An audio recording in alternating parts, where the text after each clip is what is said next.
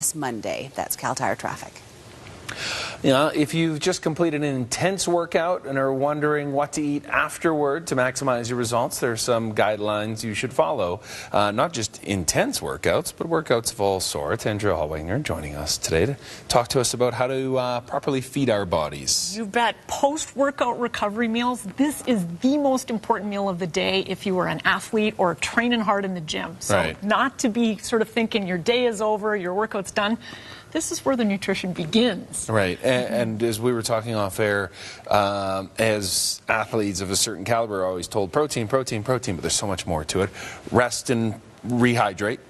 2 of your R's. Yes, I got 5 R's for recovery. So yes, so rest, of course, to rejuvenate the muscle.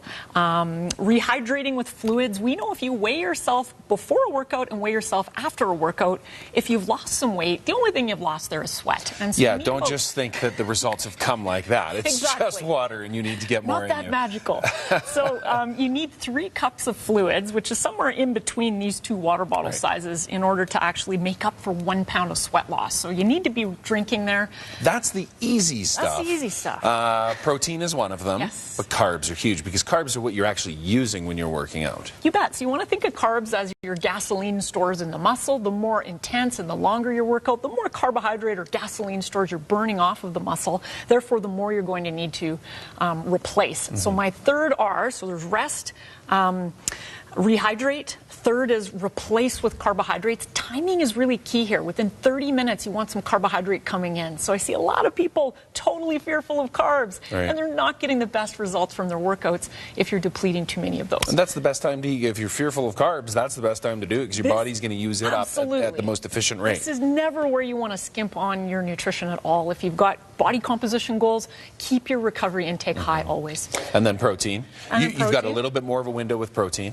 You bet. So you got a couple hours to get protein in. If you get a little bit in right away, that's good too. But certainly, of course, protein is important to repair. So that's my 4th R, is repair with protein. So it helps to just make sure you go into those back-to-back workouts, not with sore muscles and that's not just weightlifting.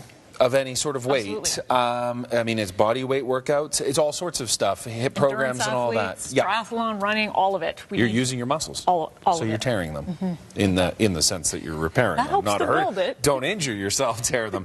Your 5th R. My 5th R is to rejuvenate with antioxidants. So antioxidants you can think of as kind of little Pac-Mans that are chewing up what we call free radicals. And free radicals are produced by normal exercise. They damage muscle tissue, damage tissues in the body. It's normal, but what we want to do is make sure we've got really good antioxidants, not from pills here, from food, folks. So all of your plant-based foods are going to be really high in your antioxidants. Do those free radicals go up for a bit when is that part of the muscle breakdown and all that you've got a byproduct of free radicals, that's a better time right after the workout? So exactly. So there's free radicals produced, antioxidants go in and then sort of chew them up. Because we hear antioxidants all the time. You should always include antioxidants in a meal. All of this stuff is good normal nutrition, but I want to give you the sport nutrition sort of research on, what you need post-workout. Some ideas. Yeah. What are we working with here? So we got carbs over here on this side. So again, this is the gasoline stuff. People tend to love these things, but then they also fear these things and think, they have to limit them.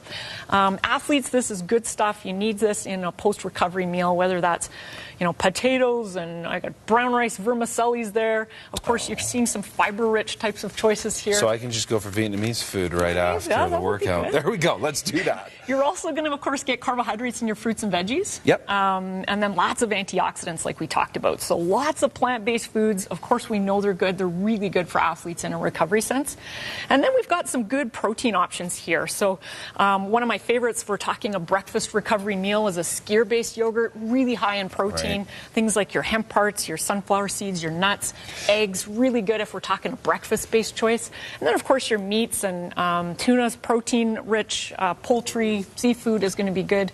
People overlook beans. Throwing them in a salad makes it that much easier. These are so easy. They're affordable, and they're fantastic for protein. So, take a wrap, throw some refried beans or black beans in there, a little avocado or guacamole, some salsa, some cheese. Are you making breakfast now? I haven't worked out yet, though. You've got lots of great little options on sort of protein balls and all that sort of stuff on your website, healthstandnutrition.com, for those recipes and, of course, all sorts of tips. Andrea, thank you so much. Thanks for having me. It's always a pleasure having you in.